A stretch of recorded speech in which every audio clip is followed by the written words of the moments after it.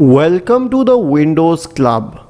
If you encounter the error, the request could not be performed because of an input-output device on your Windows computer, then either read through this article on the Windows Club or simply watch this video. I'll guide you through the resolutions. First of all, boot your system in safe mode.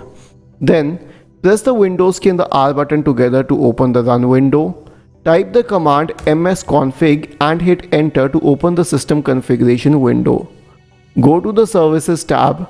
Check the box associated with hide all Microsoft services. If any other box is checked, please click on disable all. Select apply, click on OK. Select this option to reboot your computer.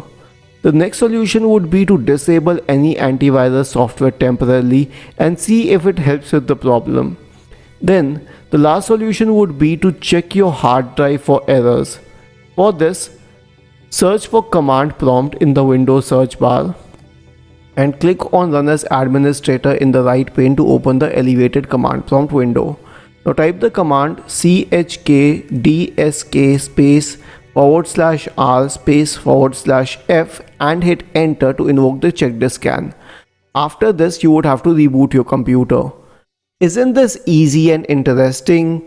If you have any doubts, please go to the original article on the Windows Club, scroll down to the comment section and write your query. We will surely answer to it. Do not forget to subscribe to the channel. Thank you for watching this video and have a nice day.